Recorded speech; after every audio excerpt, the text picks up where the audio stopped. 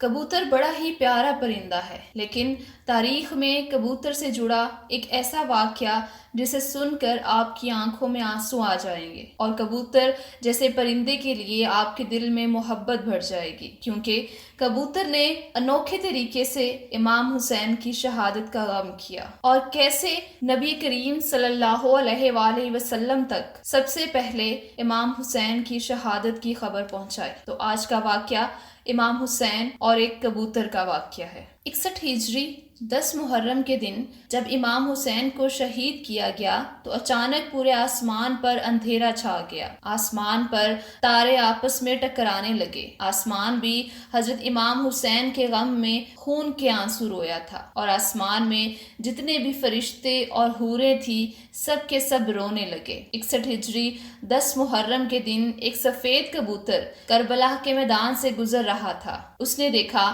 کہ کربلا کی تپتی ریت میں نواسہ رسول صلی اللہ علیہ وآلہ وسلم کا جسم مبارک تنہا پڑا ہے۔ وہ کبوتر آسمان سے چیختا ہوا زمین پر آ گیا اور اس نے اپنے آپ کو حضرت امام حسین کے خون مبارک میں تر کر لیا اور واپس اڑ گیا۔ پھر وہ کبوتر اڑتا ہوا مدینہ شریف جا پہنچا اور طواف کے انداز میں روضہ رسول صلی اللہ علیہ وآلہ وسلم کے گرد چکر کاٹنے لگا۔ اسی کبوتر کے پروں سے خون کے قطرے ٹپک رہے تھے۔ مدینہ کے لوگوں نے جب اس کبوتر کا یہ حال دیکھا تو وہ حیران اور پریشان ہو گئے اور آپس میں باتیں کرنے لگے کہ آخر یہ معاملہ کیا ہے۔ اس کے بعد جب مدینہ کے لوگوں کو حضرت امام حسین رضی اللہ تعالیٰ عنہ کی شہادت کی خبر ملی تو ان لوگوں کو سمجھ آ گیا کہ سب سے پہلے ظاہری طور پر حضرت امام حسین کی شہادت کی خبر بارگاہ رسول تک پہنچانے کے لیے یہ سفید کبوتر حاضر ہوا ہے۔ اس لیے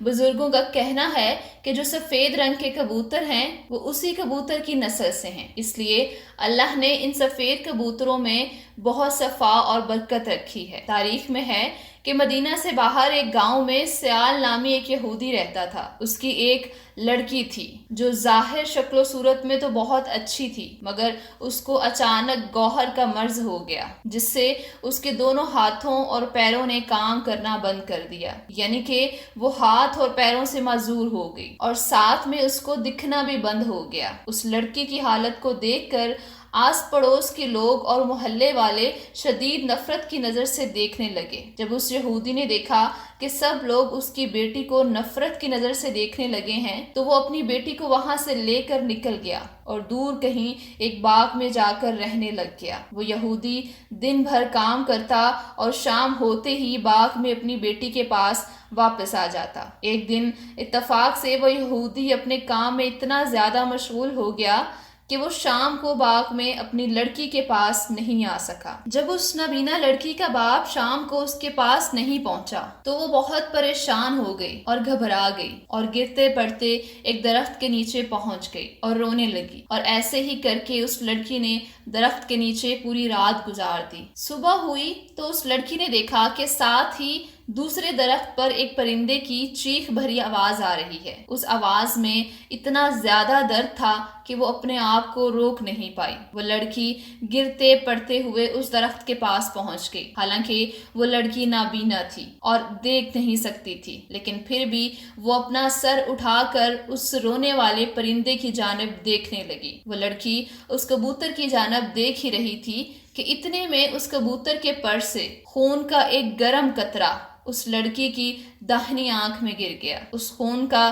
گرنا تھا کہ اس خون کی برکت سے اس لڑکی کی آنکھ میں روشنی واپس آ گئی۔ لڑکی اس آنکھ سے دیکھنے لگ گئی۔ پھر خون کا ایک اور قطرہ اس کی باہنی آنکھ میں آ کر گر گیا۔ اس خون کی برکت سے اس کی دوسری آنکھ بھی روشن ہو گئی۔ یہ دیکھ کر وہ لڑکی بہت حیران ہوئی اور وہ اس درخت کے اوپر دیکھنے لگی۔ اس نے دیکھا کہ اس درخت پر خون میں لت پت ایک سفید کبوتر بیٹھا ہوا ہے اور وہ کبوتر کو دیکھ ہی رہی تھی کہ اتنے میں خون کا ایک اور قطرہ اس کے ہاتھ پر آ کر گر گیا۔ اس خون کی برکت سے اس کا ہاتھ بھی بالکل ٹھیک ہو گیا۔ یہ دیکھ کر لڑکی نے اپنا دوسرا ہاتھ بھی آگے بڑھا دیا، پھر اس پر بھی خون کا ایک قطرہ آ کر گر گیا، جس سے اس کا دوسرا ہاتھ بھی صحیح سلامت ہو گیا۔ اس کے بعد لڑکی نے خون کے چند قطروں کو اپنے پورے بدن پر مل لیا، جس سے لڑکی پوری طرح سے صحت یاب ہو گئی۔ اب وہ لڑکی ایسے ہو گئی تھی کہ جیسے اس کو کبھی کوئی مرض نہیں تھا۔ اس کے بعد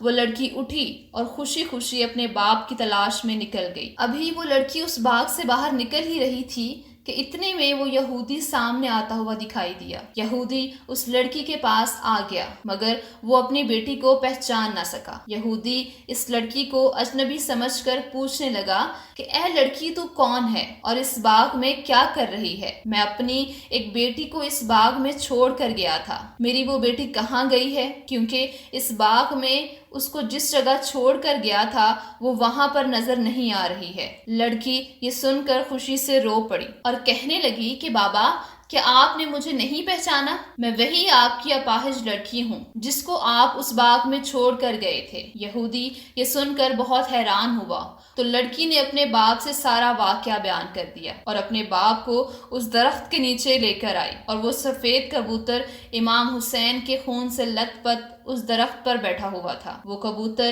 ابھی بھی اسی درخت پر بیٹھا دردناک آواز نکال رہا تھا۔ یہودی نے اس کبوتر سے مخاطب ہو کر کہا، اے مبارک پرندے، تیری اس دردناک آواز کے پیچھے کیا وجہ ہے؟ اور تیرے پروں سے مبارک خون جو ٹپک رہا ہے وہ کس کا ہے، جس میں اللہ نے اتنی برکت رکھی ہے؟ اس پرندے کا اتنا سننا تھا کہ اللہ نے اس پرندے کو اتنی قوت عطا کر دی کہ وہ حکم الہی سے کلام کرنے لگا اور کہنے لگا، اے یہودی، ہم پرندوں کا ایک قافلہ فلاں جگہ پر بیٹھا ہوا تھا۔ ہمارا یہ معمول تھا کہ صبح ہم اپنے گھونسلوں سے دانا پانی کی تلاش میں نکل جاتے تھے۔ ایک شام ہمارا قافلہ واپس گھونسلوں کی طرف لوٹ رہا تھا۔ اتنے میں ایک آواز سنی کہ امام حسین کو کربلا کی تپتی زمین پر شہید کر دیا گیا ہے۔ ان کا سر مبارک قلم کر کے ظالم اپنے ساتھ لے گئے ہیں اور آپ کا جسم مبارک کربلا میں تنہا پڑا ہوا ہے۔ اور آواز آئی، اے پرندو، تم اپنے گھونسلوں میں آرام کرنے جا رہے ہو؟ یہ آواز سنتے ہی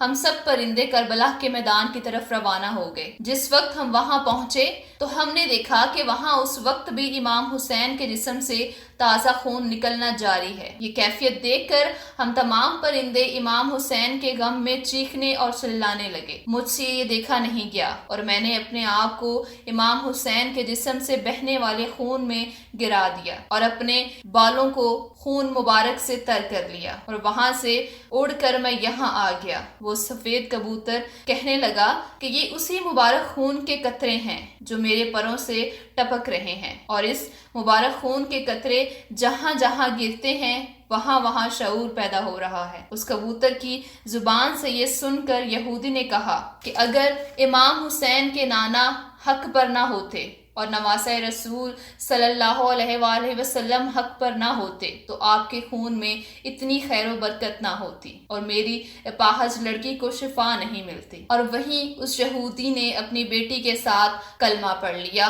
اور مسلمان ہو گیا۔ ایک کبوتر جیسا پرندہ جو کہ نہ سمجھ ہوتا ہے، اس نے امام حسین کی شہادت پر غم کیا۔ سلام ہو پیارے امام حسین پر اور ان کے ساتھیوں پر، جنہوں نے اسلام کو زندہ رکھنے کے لیے اپنا خون بہا دیا، اپنے خاندان کو قربان کر دیا اور اسلام کو زندہ رکھا، مگر ہم مسلمان اسلام کو بھلا بیٹھے ہیں اور نماز جیسے فرض میں ہی کوتاہی کرتے ہیں، دینی تعلیمات کو نظر انداز کرتے ہیں۔ ہم نے امام حسین کے خون کا حق ادا نہیں کیا۔ میری دعا ہے اس واقعے کو سن کر اللہ ہم سب کے ایمان کو تازہ کر اور ہمیں ایک اچھا مسلمان بننے کی توفیق دے اور ہمیں سیدھے راستے پر چلائے، آمین۔